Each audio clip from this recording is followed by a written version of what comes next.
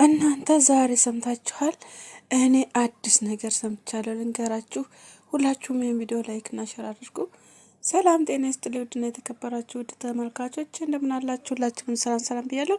ሰላማችሁ በዚህ ትተረፍ ይበልኝ። እንግዲህ ዛሬ ሀይሚዬ እንግዲህ ትናንትና ሴት ይዞብኛል ቡርኬ፣ ስለዚህ እኔን አይፈልገኝም፣ ሌላ ሴት ይዞብኛል። አሁንም ይሁን የቆየም ይሁን ግን ያየሁትን አይቻለሁ አለች። እንግዲህ ብሩኬ ደግሞ ይሄን ነገር እንደማያደርገው ብዙዎቻችሁ ታውቃላችሁ። ስለዚህ አምጥታችሁ እዚህ ቲክቶክ ላይ ማለት ነው ተዘቀዝቃላችሁ እሱን ማለት ነው። እንደገና ደግሞ ነገ ደግሞ አሁን እሱ ዛሬ እንግዲህ መጥቶ ደግሞ አንድ ነገር ድል አንጥታችሁ መልሳችሁ እሷን ተዘቀዝቃላችሁ ማለት ነው። እና ይሄን ነገር ምን ልላችሁ መሰላችሁ? እንግዲህ እሙሽዬ ደግሞ ሰላም እንዲፈጥሩ ሁሉንም እንግዲህ ይቅርታ እንዲጠይቃት አጥፍቶም ከሆነ አላጠፋምም ይቅርታ ግዴታ መጠየቅ እንዳለበት እንግዲህ ተናግራለች። እንግዲህ በውስጥ ሰምቼ ነው በነገራችን ላይ።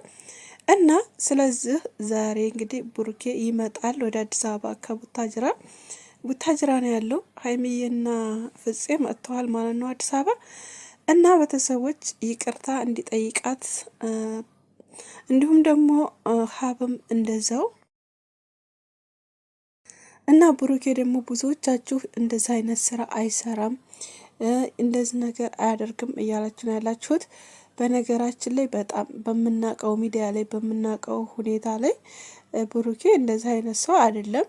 እንግዲህ የቆየ ላይፍ ሊሆን ይችላል ወይም በቃ ያኔ ያልሆነ ነገር በቃ እነሱን ለመለየት የተደረገው ሴራ ሊሆን ይችላል። ያን ነገር አይታ ደግሞ እንደዚህ መሆን የለባትም። እሷ ቀስ ብላ ማስረዳት ነበረባት። ቅመሟ ደግሞ ማለት ነው። ቅመሟ ታውቃላችሁ ቶሎ መገንፈል ትወዳለች። ምክንያቱም በነገራችን ላይ በጣም እንደዚህ የምገነፍለው በጣም እንደዚህ በቃ ይሆናል ያለ በጣም የምትናደደው ስለምትወደው ነው።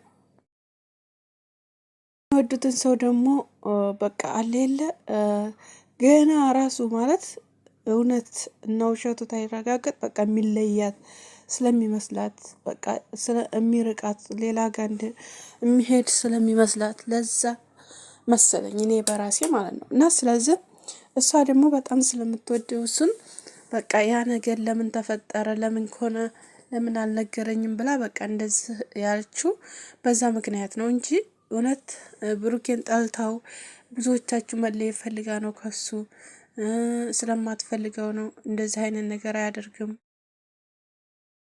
የምትሏላችሁ ማለት ነው። እና ስለዚህ እሷ ስለምትወደው በቃ ሁሉም ነገር አይታችኋል አይደል? ባለፈው ራሱ ፕራንክ ያደርጋት አሸንጉሊቷን ራሱ እየደበደበቻት ነበር። የሚገርማችሁ ነገር አይታችኋታል ብዬ አስባለሁኝ። እና በጣም ነው ለብሩኬ ትልቅ ቦታ አላት።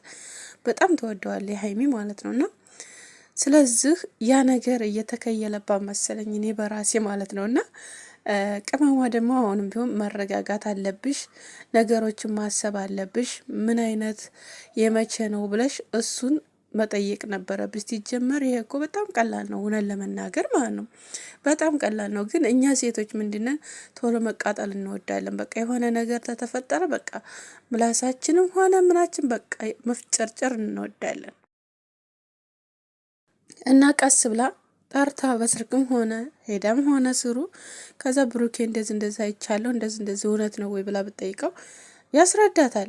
ይህ በፊት ሊሆን ይችላል ወይም በቃ እሱም በማያውቀው መንገድ ሊሆን ይችላል ያ ነገር የተፈጠረው። ስለዚህ እንደዚህ አይነት ነገሮችን ቀስ ብላ መፍታት የምችለው ማለት እሱን ተናግራ እውነቱን የምታገኘው እሱ ባለቤቱ ጋር ነው አይደል?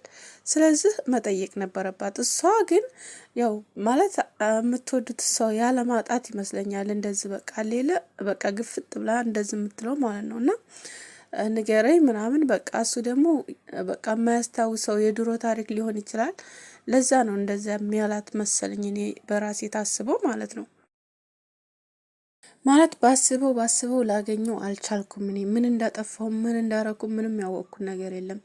እኔ ለእሷ ህይወት ላይ የሆነ ነገር እንዲፈጠር አልፈልግም ብሏል። እሱ ራሱ ተናግሯል። ስለዚህ ይሄ ነገር እኔ እንደምላችሁት ከሆነ በቃ የድሮ ታሪክ ነው አንደኛ ነገር፣ ሁለተኛ ነገር ታያውቀው በቃ ይሆናል ሌላ ሴራ ሰርተው እንግዲህ የኛ ሰው ማለት ነው አይደለም እንኳን ተጠጋግተውለት አይጠጋጉለት በእንትን ማነው ስሙ እያቀናበሩ የሚያመጣሉ አይደለም እንኳን ወይ ሰላም ሊል ይችላል ሰውን በዛ ሰዓት እንግዲህ የፎቶ ያነሱታል። በቃ ይሆናል ሌል በቃ በዛ ሊሆን ይችላል አይታወቅም። እና ስለዚህ ያን ነገር ደግሞ ተረጋግታ አስባ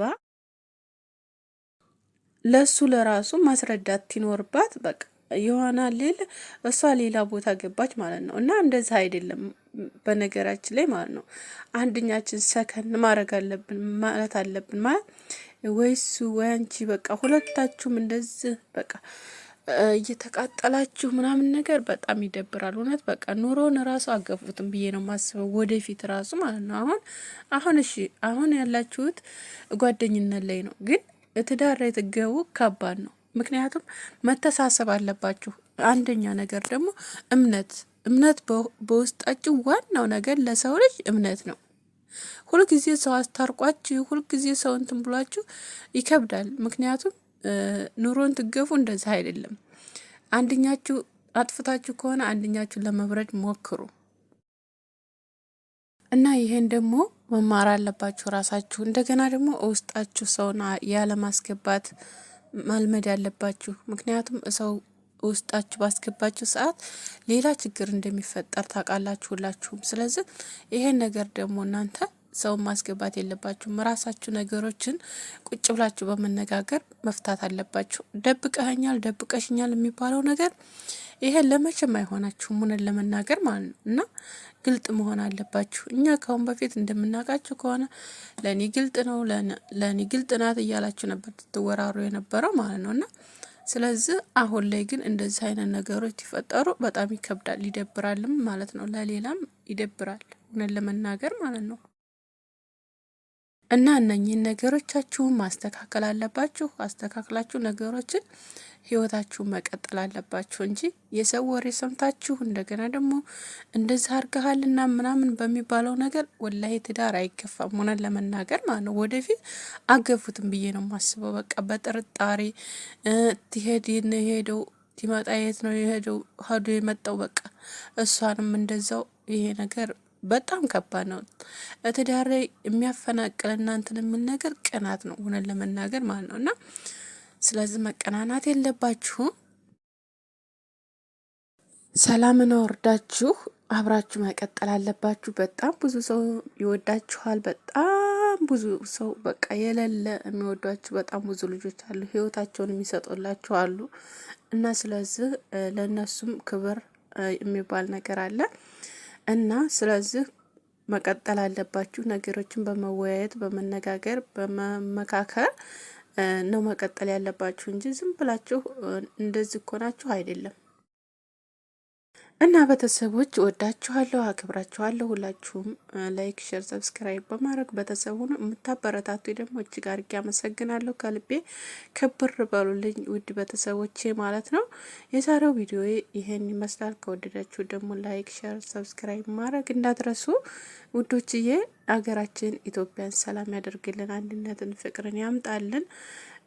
ሁላችንም በያለንበት ደግሞ ስደት ላይ ያለነው ሰላማችንን ያብዛልን። ወዳችኋል።